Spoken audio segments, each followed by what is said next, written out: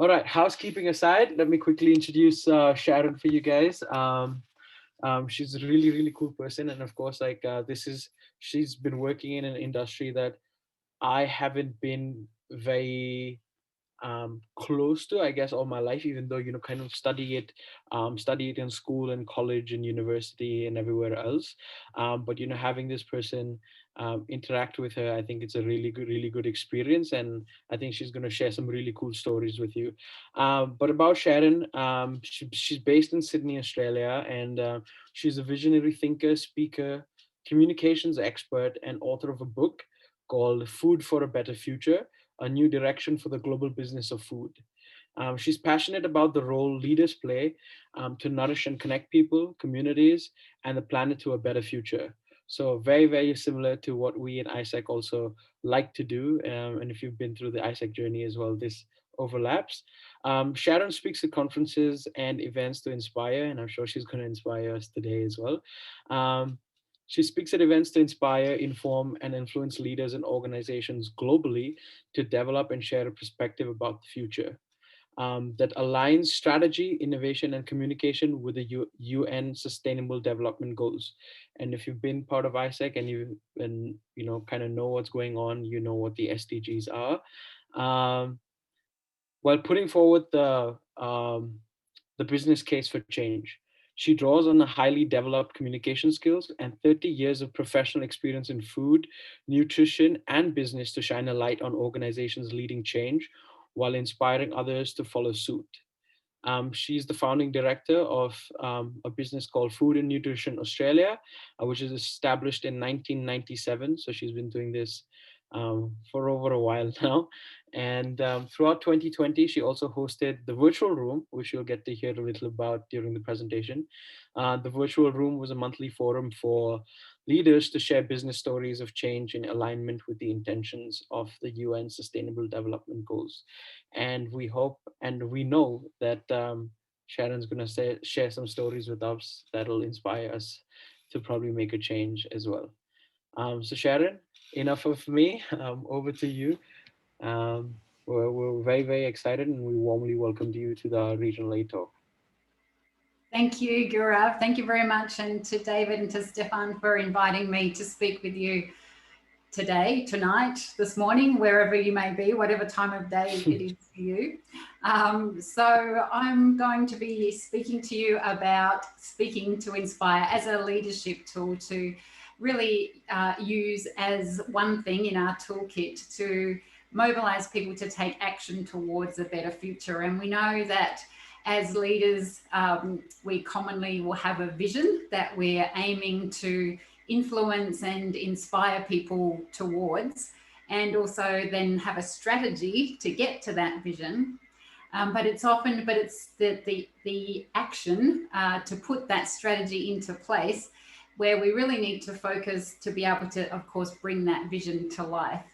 And it's communication that's often that link between action and strategy to mobilize people to really move forward and inspire them to do so. And we probably, we know that there's different ways to mobilize people to take action.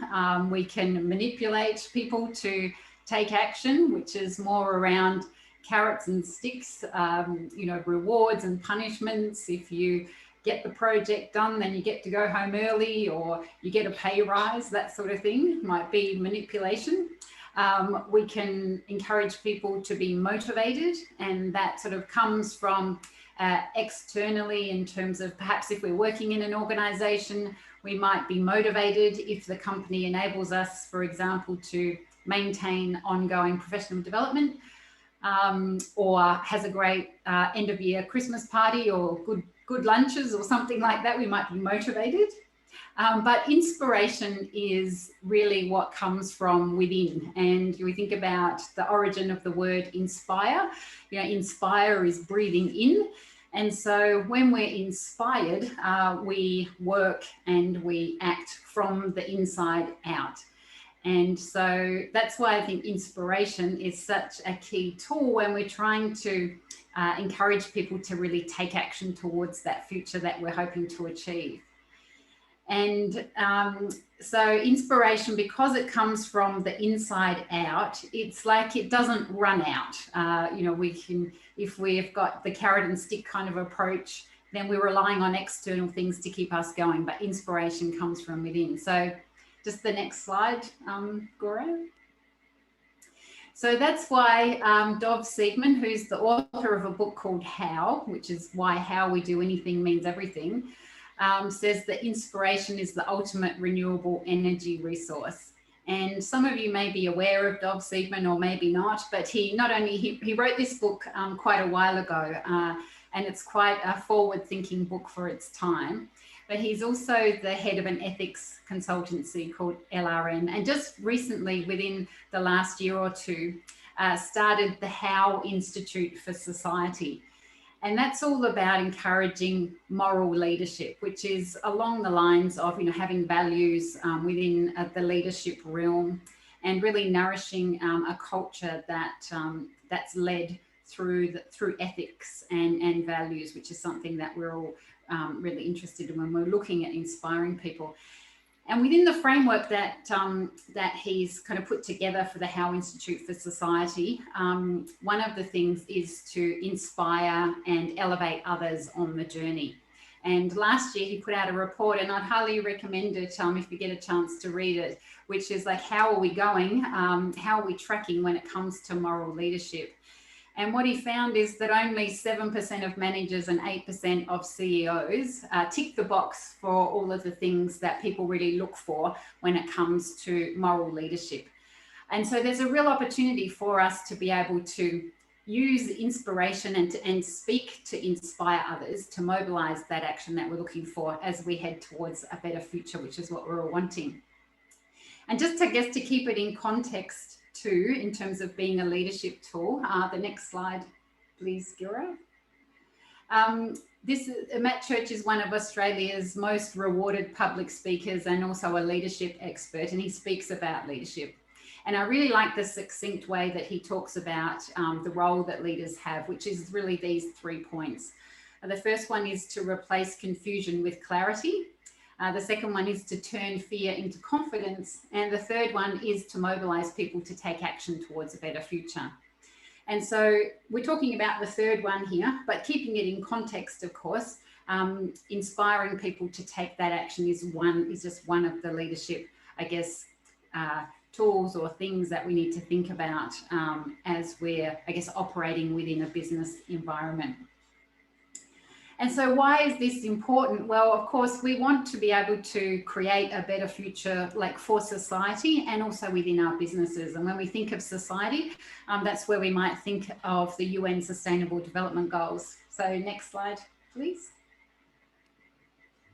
Which you're all familiar with and which were mentioned in the introduction. So as leaders and I guess as moral leaders and looking for that better future, of course, the Sustainable Development Goals give us one idea or outline of what a better future might look like from a big picture perspective. And so we know that we're not tracking as well as what we'd like to in 2021. Given the goal for the Sustainable Development Goals, or the deadline, if you like, is 2030. We've got 10 years to get there, or less than 10 years now. And even though we're putting in, I guess, strategies and some actions to improve the environment, or to address poverty and all of the things that are outlined, we're not moving fast enough. And so the idea of mobilizing action, to get there, and looking at how we can really do that is really important today when we're looking at creating this future that many countries around the world have agreed to as being an example of what a better future would look like. But of course, working in businesses, we also need to be inspiring change toward a better future for our businesses and our organisations. And we know that today, the ability to speak to inspire is important to be able to match what we're doing from a business perspective with some of the key changes that we're seeing. So next slide, please. And so there are 3 kind of big changes that I think really highlight the opportunity and the need for us to be able to speak to inspire action and change. And that is, of course, the rise of the conscious consumer. And one study showed, one study of 1,000 people in the US and the UK found that 88% of people, when they're asked, are looking for companies to really help them live a more ethical and environmentally conscious lifestyle. And so this idea that people are looking to business to help them lead a better life is an evolution that certainly happened over the time that I've been working in business. And so it's becoming more of a partnership where people are looking to connect with businesses that are able to really help them get to where they want to go in terms of a better future for themselves, and to feel as though they're making a difference with the dollars that they're spending. The second one, so the next slide, big change that we're seeing is, the evolution of the ethical investor, and investment has tripled in ethical investments over since 2013. And so if we're working in businesses that are looking for investment, then being able to speak to inspire is important to be able to attract ethical investment. So there's an important role for us there as well. And the third big thing, so the next slide, from a business perspective, of course, is the talent pool search for more meaningful work. So more people are looking to align and work for companies that share their same values. So having leaders within the business that can inspire the team, can talk about values and mobilize people in a way that creates that action is important for creating a culture, excuse me, that is supportive of driving change and action and being able to move faster.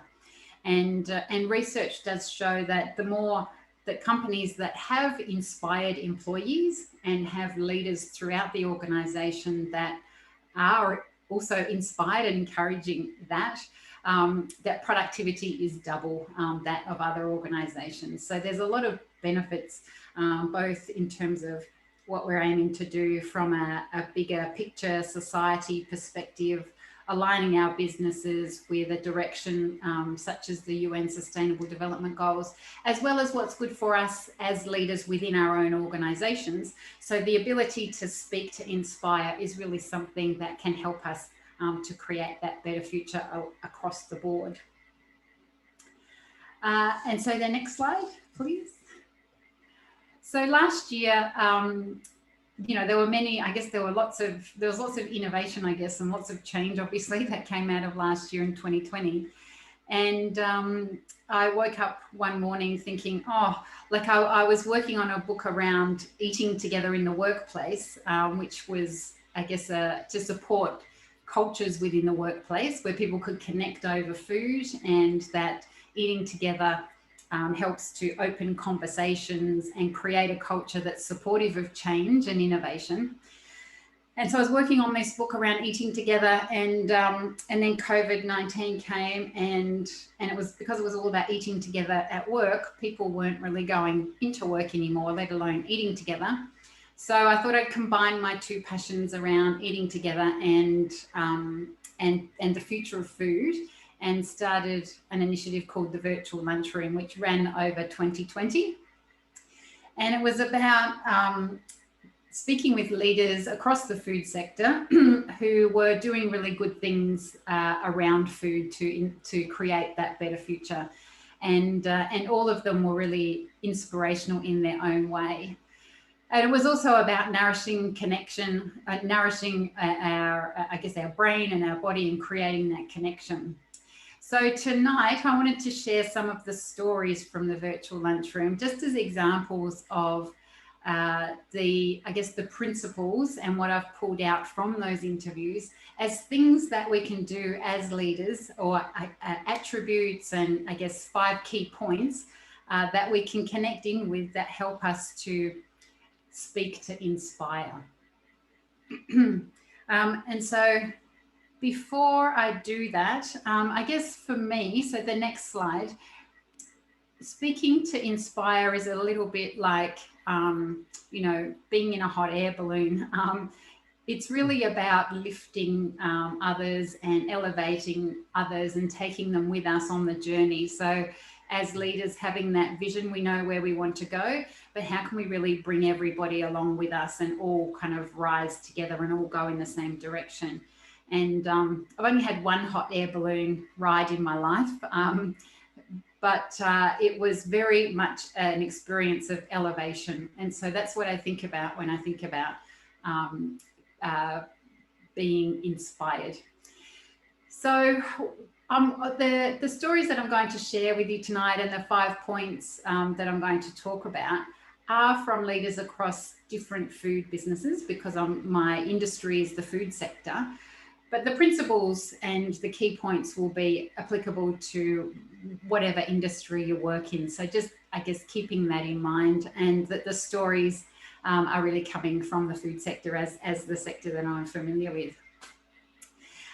So one of the points too that I'd like to, I guess, make is that when we think of people that are inspiring or speaking to inspire, we might think about people like Martin Luther King and I have a dream kind of speech, or Barack Obama when he became president in the US, and he had, he gave a really inspirational speech, yes, we can. If anyone doubted that America, is a place of possibilities, then, that tonight or today, when he was elected, it was proof that anything's possible. And so we might think of these kind of world leaders as people that inspire us, but anybody can be inspiring. And I think if you think about people around you, either within your business or even at home, I'm sure there are people that you find inspiring. And so the next slide is a question for you to think about: who is inspiring you right now and why? And I thought we could just take a moment to pop in the chat box, or no, we were going to unmute and just to say who is inspiring you right now and why. So you might just either stop the screen share or unmute.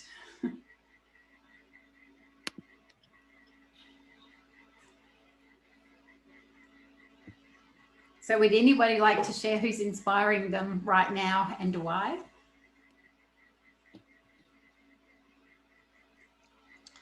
Hi Sharon, I say the essential workers that are, keeping our country safe and operating in this pandemic.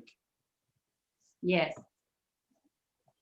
Yes, so they're putting themselves and the cause ahead of perhaps their own safety. Yeah, they're, it's like not getting, like it's inspiring that they're not necessarily paid much, they're not getting, great rewards, but they're really what's keeping the world operating. Yes, yeah, that's a good one. Thanks for sharing that. Any other thoughts? Yeah, so I'm constantly inspired by some of the folk who come through from AIESEC into the alumni community, like really in this room. I mean, this is all personal. People like Gaurav and Stefan, who've only recently been in AIESEC, and for those of us who've been around a little bit longer, it's a constant, it constantly feeds into the inspiration that we have. Yeah, so I really appreciate that. Yeah, that's great. Excellent. Very good. Well, we might keep moving then. Thank you for those thoughts. I think someone that's inspiring me right now is it's my son. He's starting his own YouTube channel and getting really creative and coming up with his own thinking. So getting inspired by the people around me at the moment. All right, so we might go back to the slides. Thanks, Gaurav. So the first, I guess, consistent thing that we all need to speak to inspire, first of all, is actually to get up and speak and to share a perspective. And the Global Compact networks 2020 Pressures report, so from last year, found that people are really looking to create trust with the brands that they buy from, the businesses that they interact with, and that to do that, they're really looking to hear, you know, what their perspective is. And so the first thing we need to do to speak to inspire is to have the courage to actually speak up. And we know that certainly public speaking is ranked up there in terms of fear, along with death. You know, lots of people have a fear around public speaking. So we need to be able to, I guess, have the courage to do that and to have a perspective to talk about. And having a perspective that's bigger than you, or a viewpoint that's something you're really passionate about, can certainly help you to stand up and speak. And of course, speaking to inspire doesn't need to be public speaking. It can be to your team, it can be to one person, but having that kind of confidence and courage to speak up and share a perspective. And so the first story that demonstrates that comes from a business founder called Sally Jones, who started a company called Gippsland Jersey in 2016. And Sally had started her business was actually built off, originally her family had a dairy business. So her dad, and she grew up around, you know, on the farm and part of the business. And then there was deregulation in the dairy industry and a bit of financial stress around 2010 to 2015. And unfortunately, her dad suffered from mental health around that and took his own life in 2016. And Sally was feeling like she really needed something to put her energy into because of the devastation around that. And her business is in Gippsland in Victoria.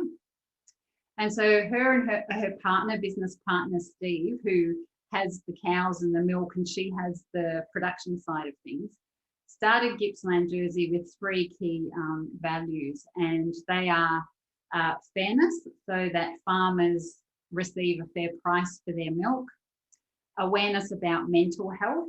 And we know that in a farming community that it can be tough. We've had a drought, we've had bushfires, and now we've had COVID-19. There's quite a lot of stress and things to deal with from I guess a primary production perspective. And kindness as the third value. And so having a perspective around those 3 things is what gets Sally up in the morning every day. And what she's been able to do is to put all of her energy and her passion into growing the business, to source the milk from local suppliers. And as her business grows, the region grows. So the Gippsland region has suffered from financial stress. And so the more she speaks up, the more she shares a perspective around the importance of mental health for farmers, around a fair price in the dairy industry, the more attention she gets for her brand, the more people will buy the milk and the products that they make, and the more prosperous the region becomes. And so she's very clear that her business is all about elevating not only elevating everybody around her within the region.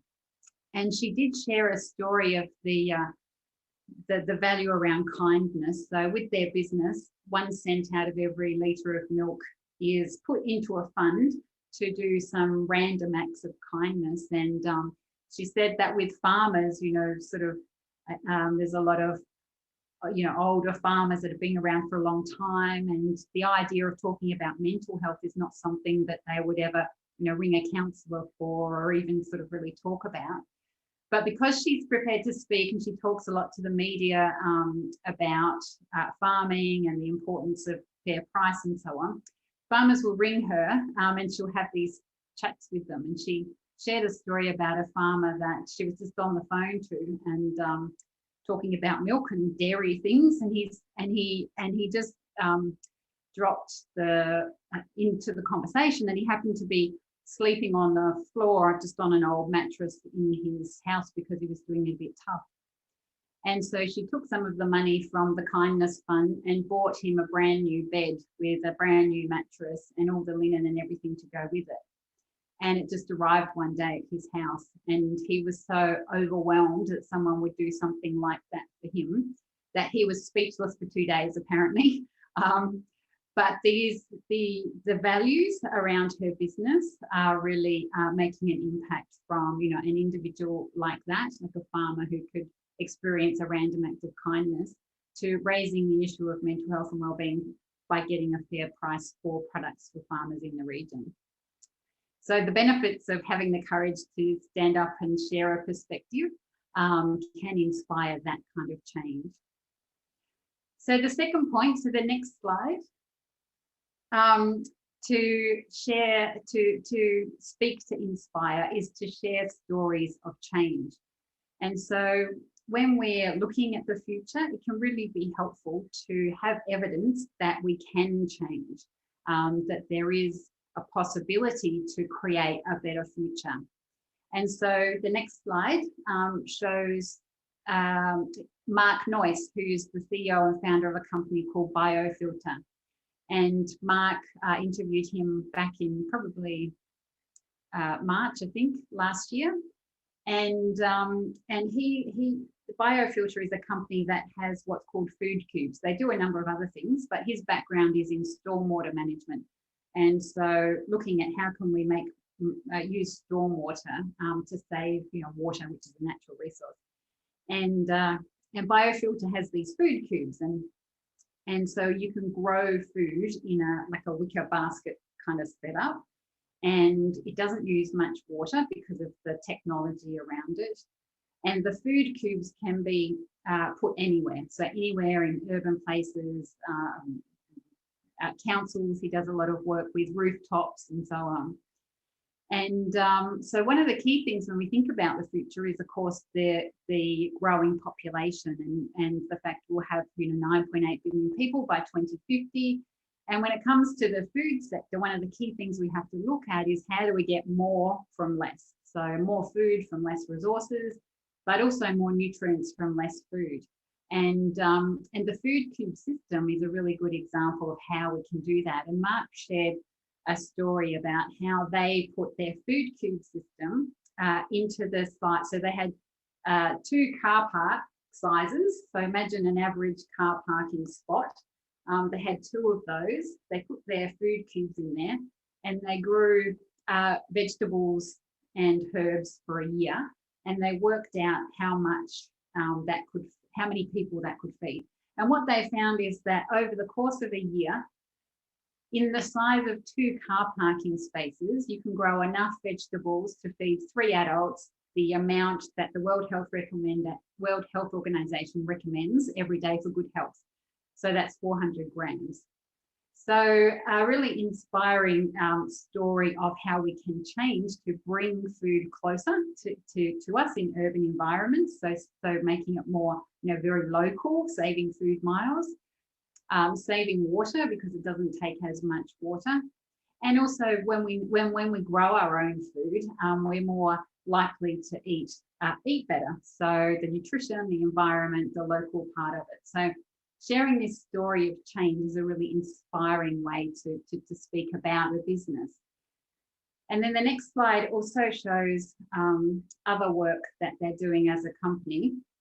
On the left-hand side is a picture of a farmer in Tuvalu, and you might be familiar with Tuvalu as an island. It's about 1,000 kilometres north of Fiji, really threatened by climate change in terms of rising sea levels, but also have very high rates of obesity, diabetes, heart disease, because not much food is grown locally. The soil is very poor, so it's very difficult to grow fresh food locally. So Mark and his team have been doing some work in Tuvalu and been able to put in their food cube system, which you can see there, and within 4 weeks have a really good abundant supply of Chinese cabbage. I think was this one, maybe not that one, but green, you know, fresh food. So they're able to manage, you know, put the right soil in and the seeds and all that sort of thing. And such a great idea to improve the diets within that country to help improve health, as well as managing the difficulty with the soil and environmental conditions. And then on the right, and so that's a great story of change, you know, what's possible if we imagine a better future. And then on the right is an image of Melbourne Sky Farm, which is what comes next. And I'm not actually sure exactly where that's at because I know that was planned for last year. But he's planning to, so Melbourne Sky Farm will use their food cube system to grow fresh food on rooftops in Melbourne, and to be a place for education and awareness, and also to provide some food for the homeless in Melbourne as well. So really, you know, lots and lots of benefits from that. And so when we speak to Inspire, if we can share stories of change, that really helps us to get our message across. So the third point, so the next slides, is if we want to speak to inspire and mobilize people, is to connect people around a common purpose. And so this kind of goes to the heart of the idea of shared values. So we know that, as I said in the beginning, you know, people are really looking to spend their money with companies that share their values. And in the food sector, there's a Centre for Food Integrity, and they found that when we talk and share values with consumers, that it's 3 to 4 times more effective to generate trust than just sharing facts alone. And so if we can connect people around a common purpose by showing that we share their values, then that's a really great way to speak to inspire and mobilize action. And so the next slide. So this story it's actually also a dairy company, but just coincidentally, but it's coming from a different perspective. This is Simon Schultz from Schultz Organic Dairy. His business he's like 3rd or 4th generation dairy farmer in Tuvalu in Victoria again. But Simon is a really great example of communicating regularly with his customers and creating this common purpose and the shared values and what can come out of that. So in their business, he's really looking to find ways to continue to be more and more sustainable. And you won't find their brand in major supermarkets because he has values around, you know, price of dairy and so on. So he's very local and keeping his business local. And in 2018, he sort of thought, oh, you know, as a business, we're contributing to the 2 billion 1-litre plastic milk bottles that go out into the environment each year. What can we do about that as a business? And he looked into not just recyclable packaging, but reusable. So came across, so started to think about glass bottles, you know, like the olden days, like milk, when milk came in glass bottles. Did some research in the US and found that that was something that might be possible. Did a trial at a farmer's market, found it was really popular. But he didn't have enough money to put in the plant or the plant or the packaging equipment to be able to get it up and running as a small business. And so he did a crowdfunding campaign, and within 4 weeks he had raised $106,000 to put in the equipment that he needed to start the milk in glass bottles and the returnable packaging. And so to me, so these were all of his supporters. It was 1,100 people all contributing a little bit to help him put in place the equipment that he needed to start packaging milk in returnable glass bottles. And so what that indicates to me is the power of having shared values. So as a company, they're wanting to minimize their impact on the environment, to not use single-use plastic bottles and to go to glass. And people want that too. And so when consumers want the same thing as businesses, then we can have these you know, fantastic initiatives and innovation happen even faster. So I think it was a great example of that idea of shared values and connecting around a common purpose.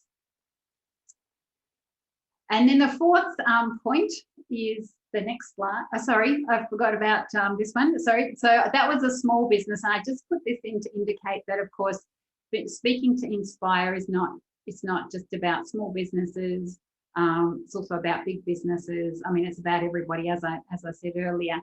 But this is Nick Hazel in the corner there, who's the CEO at B2 Foods. And you might have heard of B2 Foods. They're the ones that are providing the meat alternatives for the Rebel Burger at Hungry Jack's.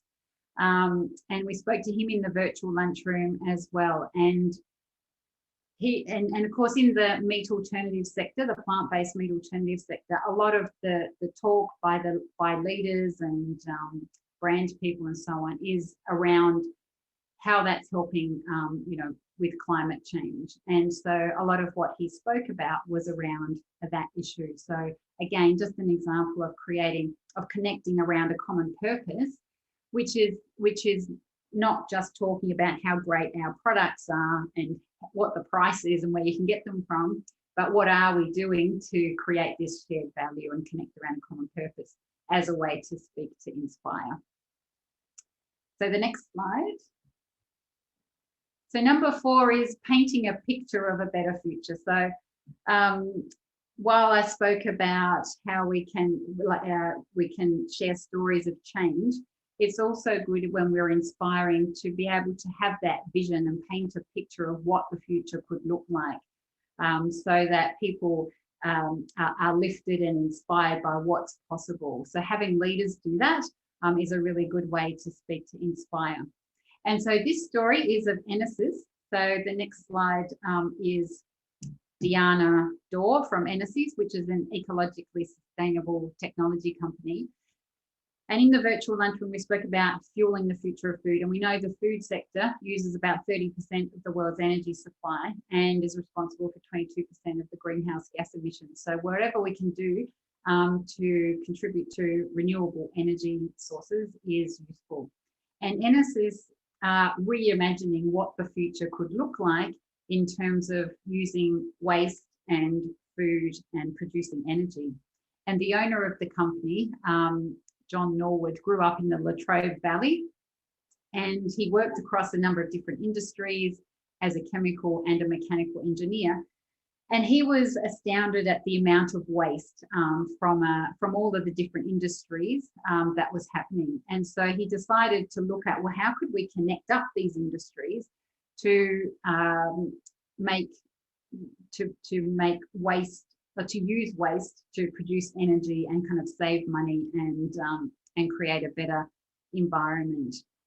And so the next slide just shows the company has come up with a way of taking food waste, converting it into energy, which would then go into the manufacturing of food to create this closed loop system. And so they've imagined this sustainable urban delta where food waste and energy production and food manufacturing would all be located in the same area, so that we would get these efficiencies and lower environmental impact happening. And they've actually got a grant in Melbourne to actually trial this setup. So it's a waste to energy to growth system. So painting a picture of a completely different future is one way that we can inspire action. And then the 5th one, which is the last one, Gura, is stepping into the unknown, which is as to create that inspiration is to have the ability to take risks, to try something new, to do something different, to imagine something that we haven't tried before. And so the last story is Ben Cole. That's Ben Cole, the Managing Director of Wide Open Agriculture, who we spoke to in the virtual lunchroom in May last year. And Wide Open Agriculture are Australia's first stock exchange listed regenerative food and agriculture company. And their whole strategy is based around Project Drawdown. And that is the next slide, which is a project that's looking at not only what actions do we need to take to reduce greenhouse gas emissions and create a better climate, a better world, but also start to reverse it. And there are 22 actions that are linked to the food and agriculture sector. And those 22 actions form the strategy that Wide Open Agriculture are using. And their whole strategy is based around this. And so that's something new, something that hasn't been done before in terms of both being a stock exchange listed company that's a regenerative agriculture company and really basing their strategy completely on this idea of drawing down greenhouse gas emissions. And so the next slide is really just to finish up with a quote.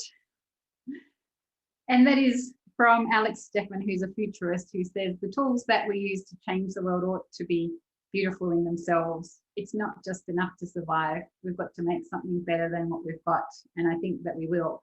And the point out of that, I think, is that if we can speak to inspire change, I think that's a beautiful tool that we can use to lift people and elevate everyone to really drive the action that we need to create a better future.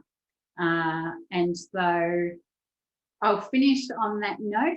Thank you for your time, and hopefully we're running on time, but happy to send you, or Gaurav can send out, happy for Gaurav to send out a soft copy of my book if people are interested. Obviously that's around the food sector.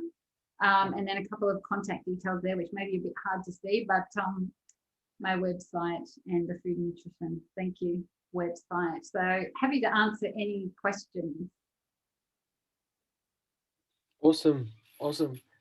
Thank you so much, Sharon. Really, really appreciate your presentation. And I think the stories are pretty inspiring about what people are doing in, the food industry. And but I think like the bigger picture is how you broke down what people do or like leaders do to speak to inspire. Those 5 points really make a big difference. And I think that's very, very important for everyone to kind of take into like their professional lives. Yes, of course, but also like their personal lives as well at home. Sometimes, we just keep thinking about the work life and not, what's supposed to happen, in your personal lives. But I think this is applicable to both, for sure. I will leave this on for a second and I will come back to this slide as well, because I definitely think that, you can ask Sharon for her the soft copy of her book, or you can contact her as well.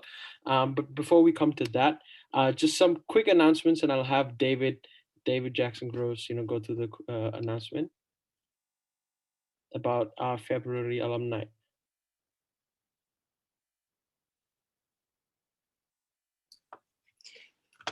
Okay, just really briefly, thank you so much, Sharon.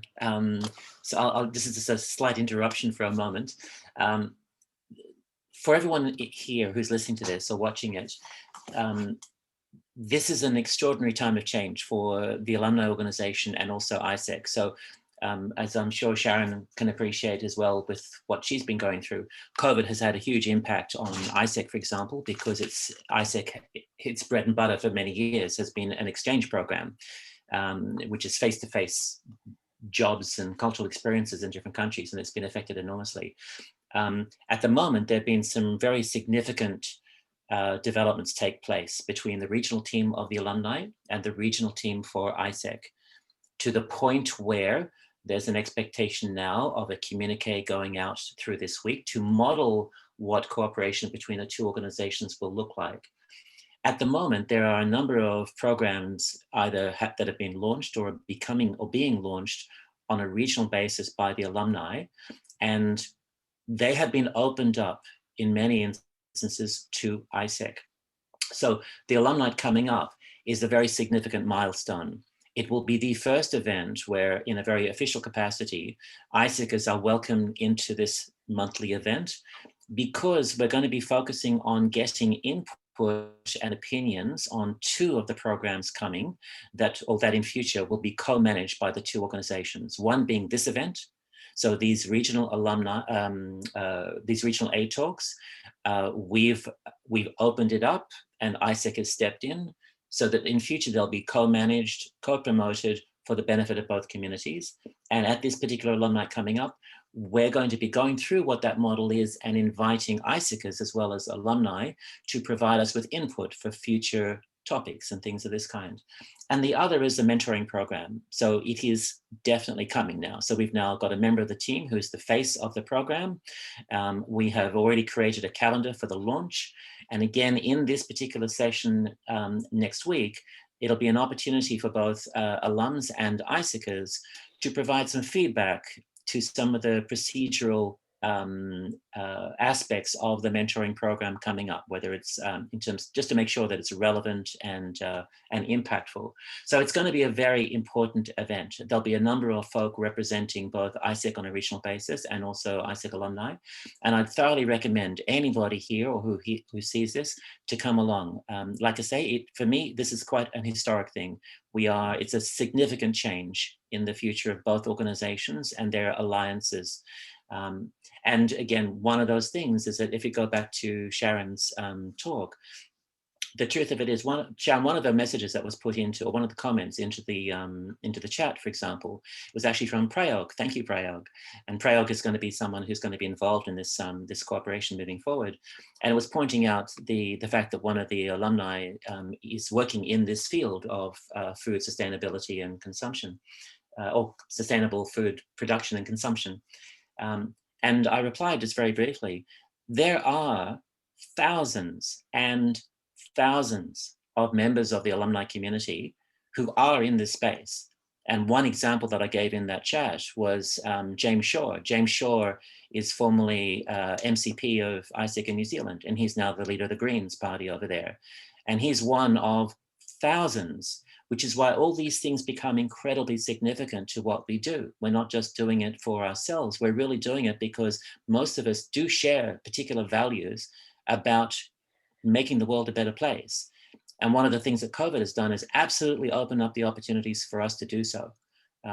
So bad news, Sharon, is that we will be asking you for your counsel in the future for sure, because I can certainly see these communities offering regional events that will contribute in a very significant way to moving these conversations forward. So please, anyone, come along, register as soon as you can, and come along to our event next Saturday. We'd love to see you. Awesome. Thank you so much, David. Another announcement is our next regional A talk will be 28th of March. So keep your eyes open for the event details for next month. Of course, this is the feedback form. So if you do want to give feedback, please go on to bit.ly/AAAP feedback 6, because this is a 6th A talk. So it's bit.ly/AAAP feedback 6. Please go on to this link and give us feedback should you wish to do so. And now I will hand it back over to all of you and to Sharon as well for any question and answers that you might have for her.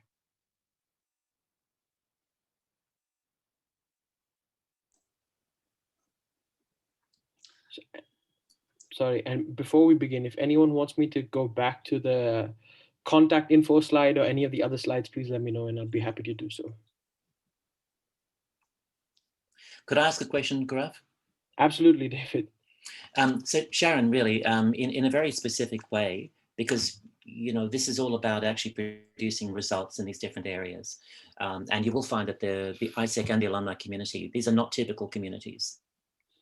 The majority of people in both are influencers, and they are all united by a common set of values and purpose. It is quite an extraordinary organization. My question is, moving forward, you're going to find that these communities, there are already some in existence, but we'll be wanting to develop alliances more and more with other impactful global or regional organizations in this space. So for example, if we had a particular event that we were planning for next year or the year after, and it was in this area that's your expertise, like food sustainability, which is such a powerful thing.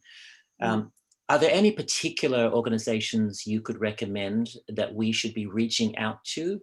The areas that are sort of where it's the space that you're in. So people like you who are influencers or organizations that are there, where is a shortcut for us to sort of link in and to produce some synergy? In terms of organizations in the food sector that are that are doing kind of sustainability and connecting around this topic? Because I would see you as an example. I mean, your events with your weekly events where you've got these conversations going. Yeah. Yeah, there's no, I don't know, like organized, you know, I think the food sector, so we have like perhaps more, you know, I think Global Table was the first time that really brought people together around this idea of, you know, how can we create a better future through innovation in the food sector and bringing that all together. I feel as though, yeah, there's no one organisation that's sort of representing this as such outside of that, which is kind of interesting when you think about it. You know, the Australian and you know what that tells me. There's an extraordinary opportunity for an organisation with that much spread, as much spread as we have, to actually play a role in that on a regional basis. Yes, yeah. I think Australia's you know, there's other organisations that I've come across, you know, I guess in particularly 2019 when things seemed to be really moving forward quite. There was momentum. But it seems to have dropped off a little bit, probably with COVID last year. People got side-railed. Thank you. Awesome. Thank you, David and Sharon. If anyone else has any questions, please feel free. Sharon, thank you. Joe here. Thank you very much for your talk. And yeah, I'd love to, you know, read your book. It seems there's just such a, you know, well, unlimited potential in the sustainable food space. You know, because just, you know, it's sustainability and food. I mean, it's almost like they're two bigger things. Well, maybe, you know, shelter's pretty big too, but, you know. Yeah, I mean, food is, it's only really just starting to get onto the agenda when we talk about sustainability. I think from a, you know, environmental perspective, people go to energy first. But, you know, food is a big influencer of course, land use, water use, you know, health and well-being of people. So there's so much that we can do in the food sector, and it's good to see that there is change. But there's a lot of big businesses that are slow to change, and some that go faster. It's like, I guess it's like any industry, but there's certainly a lot of potential in the food sector. So it was great to have the Global Table in 2019. And we'll see what happens in terms of keeping the conversation going. Yeah, because there are. Yeah, like in the US in particular, I guess in Europe seem to be much further ahead of Australia in this area in terms of events and keeping it top of mind. Yeah, I think one particular area is interesting areas, you know, innovations or policy areas which go against vested corporate interests, like how the idea of recycling has dominated our environmental space as opposed to reducing or reusing. Yeah, you know what? Actually, if we all just ate less, that's probably a really good strategy in itself. If we want to get more for less, we just eat less, and that doesn't get talked about. You're right, as a strategy, but it is a big one. If we wasted less and we ate less, because kind of in a way, if we're overeating, it's actually kind of like a form of food waste because we're eating more than what we need. So if we just ate what we needed, yes, but it doesn't get talked about so much because probably it's not that great for the food industry to put out a message to eat less. Hi. First of all, before I ask my question to Sharon, I would like to mention thank you so much, AIESEC Alumni, for arranging this talk. I've been attending your previous talks as well, and it's been an absolute pleasure and very inspiring event. Awesome. I'm Prayog. I'm currently the regional manager for AIESEC Asia Pacific, and I represent, like, along with a team of 6, represent like the 13,000 plus AIESECers we have in the Asia Pacific community. And globally, we have 30,000 plus young people who are working towards sustainable development goals, what Sharon mentioned. We have collaborated with like-minded organizations for, especially in the food sector, like you mentioned, the SDG 12, which is responsible consumption, and also SDG 15, which is life on land, which talks about biodiversity and how sustainable agricultural practices are key to the future of the planet itself. I have also been currently reading this new book by Bill Gates about how to avoid climate disaster, and he has dedicated a chapter on how we grow things and what we do better to make sure that the world becomes a sustainable place about climate action. So very relevant topic, and I love the 5 points you mentioned about speaking to inspire. So thank you so much for the talk. I want to know, I was just browsing through your website, and you mentioned in one place is that young people should be more conscious consumer, like connect, how can young, like when we choose things, when we choose product, we need to be more conscious about where our food is coming from. The question I want to ask Sharon is, what are some of the things as a young consumer like me should be aware of when making purchase decision or simply buying food? There's a lot of talk around organic, sustainable, or veganism. There's a lot of things happening around. So if you could leave us with like a couple of tips for a young consumers like me, what could be the tips you want to give for us to be more conscious consumer? Yeah, it gets quite complicated when we try and, I guess, evaluate foods in the way that they're produced and try and make, you know, good choices. And so the number one thing, and this doesn't get much attention either because meat and dairy and, you know, get a lot of attention, is that eating less junk food is probably one of the key things that we can do, because 30% of our energy on average, or 35%, comes from nutrient poor, you know, high energy kind of foods. And so if we ate less of them and more plant food, so more fruit and vegetables, that would make a big impact. And work by the CSIRO shows that, you know, that if we ate less of those unhealthy foods, it would have the same impact as, you know, reducing our meat consumption. And so when we're looking kind of at that, we've got to get leverage. Well, how do we improve our health and improve the environment? Eating less cakes and biscuits and snack foods and those kind of things is a good starting place. And yeah, eating to your energy needs, so not overeating, and really having in a plant-based diet. Yes, is, you know, the planetary diet. The work that was done by the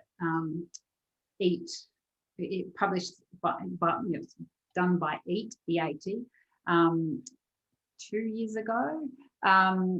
You know, the idea of a plant-based diet is definitely beneficial, but that doesn't mean that we have to eat no meat. It just means that, so in Australia we have a very high, you know, one of the world's highest intakes of meat, and so just eating a bit less, and, you know, putting more grains and seeds and fruit and veggies on the plate are key things to do, independently of, I guess, all those production systems. But regenerative agriculture, so wide open agriculture and what they're doing, so regenerative agriculture, I think, is the next thing.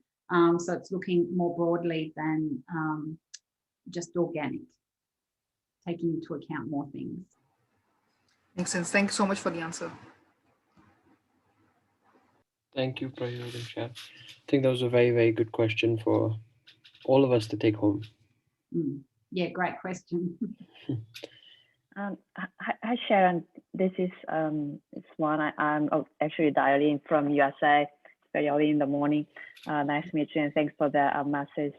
Have you heard of, or have you tried to connect with the food supply chain or the big supermarket chain? Because when we go to buy our food, we usually go to our local supermarket. Although the food is grown organically, but it is packaged in the plastic bag. A lot of things, it is that way we are buying in the city, or even any in the places in the USA, for example. So I wonder how we can change it, and also looking for some place you can buy as it is, as you know, from the farms or the fresh market, such kind of thing. It's just a short period of the time where the really food is growing in the summertime, etc. So that, I think, to be a conscious consumer and to avoid such kind of the extra packages, it is really like this food chain and supply chain and the supermarket really need to change it. I wonder, have you done anything in this topic? Yes, in Australia, there is, I guess, well, the retailers are conscious of it, but and they do a little bit in terms of providing I guess mainly around using ugly fruit and veg. What else? The fruit and veg that would be thrown away, and selling it still stocking it and selling it at a lower price. We have one local supermarket chain that's growing, which is great, Harris Farm, which do a lot in the area to support. So they support local farmers. They encourage people to bring their own bags. They were the first ones to do that. I mean, our major supermarkets do that now as well. But there's certainly, you're right. I mean, it's a great question that retailers have so much power. In Australia, we have a duopoly. We have two big players, and it's a problem in terms of, I guess, getting change. But retailers have a lot of power. But I know one of them in particular, one of the big ones are very conscious of it, and it's a matter of, I guess, continuing that consumers are continuing to have a say and to speak up, to voice what it is they want. And we had a program called War on Waste, which did a lot to really raise awareness about the supermarkets and, the banana, not stocking bananas unless they were perfect size and that sort of thing. And that's helped in terms of creating some change. And I know in food, with our government encouraging food innovation, there is a lot around working with the manufacturers to use food waste to create new products, which retailers are happy to support. So yeah, I think it's slow change, but it's a really good question. And yes, one of the good things out of COVID-19, certainly that we're seeing in Australia, is the interest in local food. And I was reading an article just today which was showing that people are prepared to spend a little bit more now because they're not spending on traveling and they're not spending on other things. They have a little bit more money and they're prepared to put it into supporting more local food. And also that we're now more accustomed to buying things online, so that we're opening up channels which enable us to bypass the big retailers. And so I think out of this last year and COVID-19, that online shopping is very helpful from an environmental perspective, because anyone, any food provider I think it can tap into that change in consumer behaviour that's happening or happened. Could I just add something, please, just quickly to that? To answer that question, for me, it's like I've learned a lot from my 19-year-old daughter, right? So I've got 3 kids. My youngest is 19, and she is like a warrior for sustainability. And she's basically slapped me a couple of times to say, for goodness sake. And there are some very specific things here. I think it's about living one's values. So if we actually think these things are important, for heaven's sakes, a really good example is in Australia, for example, for instance, you've got chains like Woolworths who actually offer a free service where they put a bin in the front of the supermarket for you to bring in the kind of very light plastics that otherwise don't get recycled. The truth of it is hardly anyone out of the number of people who use and produce that sort of waste actually take advantage of what is a free service. And I was one. And my daughter is the one who pointed it out. So I actually go to the effort now of doing that. And I think part of the thing is to accept that there is a cost here. It may not be a financial cost, but it does take an effort. It takes a moment to actually read ingredients listings. It actually takes a moment to research companies who are in the supply chain. And we are in such a fast moving world that we forget that it's important just to take a little bit of time to think about the decisions we make.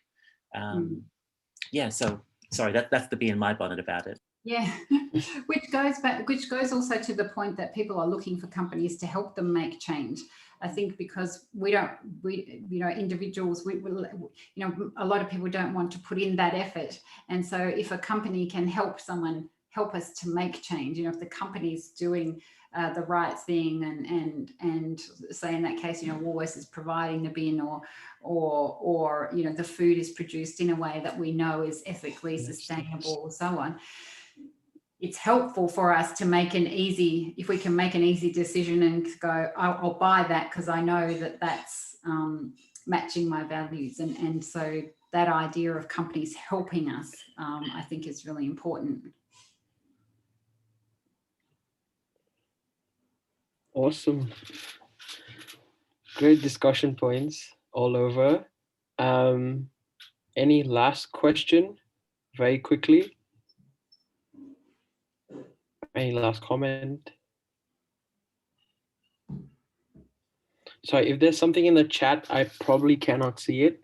So if you've put any question in the chat, it would be very helpful if you could speak it out.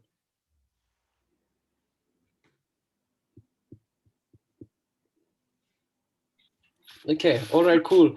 Sorry, was that someone saying something? No, I think there's no questions in the chat. I think it's... Oh, okay. Okay, awesome. Sorry, it's April. Hi from the Hi, Philippines. April. Hi, April. Thanks. Please go ahead. Thanks, Sharon, for sharing your insights. It's not really a question. I think maybe since we're like AIESEC family here in this session, and what David was pointed out earlier, there's quite a number of people in the alumni network that's really also fellow warriors, not just for food sustainability, but sustainability in general. And I'm always excited to learn more. So perhaps, there's really a way to connect each other and be able to share more what kind of work is being done. I mean, just to share also from my side, I started a social enterprise that's really trying to promote sustainable brands. We try to connect more people to get to know about these smaller handmade products in different remote areas in the Philippines, as well as, products that are really sourcing directly from farmers. And, it's not a question really, but maybe just to share, one of the challenges that we do have, at least here in a developing country, is that gap between, I guess the consumer and the producers, wherein producers actually have limited capacity to compete and actually directly market their products to retailers, but also to direct consumers. So it's a good thing that we're ordering stuff online now, but there's still a lot of producers left behind. So I think that's also a gap to be mindful of, especially in countries wherein knowledge and skills is not that accessible. And hopefully, learning from each other, from other countries or other parts, we're all connected already. So how can we connect those, makers and producers that are still in the periphery and still trying to be part of the formal economy while they are doing things more sustainably as well. So it wasn't really a question, but I'm excited and it's inspired also by this discussion that there's really a lot of work to be done still. But Yes. it's good to know that there's a lot of people we can learn from and exchange ideas and, get work done together, I guess. Yes, thank you for that. Yes, Awesome. good points. Very good point. I think that was very inspirational of April, because like Sharon mentioned, she is sharing her perspective and also sharing a story of change by starting that social enterprise herself. So thank you for that, April. Thank you for being a great leader. And I think on that note, we can end this regional alumni talk. Thank you to the AIESEC Alumni Asia Pacific team for all the support that they've always given for this regional A talk. Thank you to everyone who's come, and big thank you to Sharon again for this wonderful A talk. And I think we've learned a lot about things we can take home for ourselves.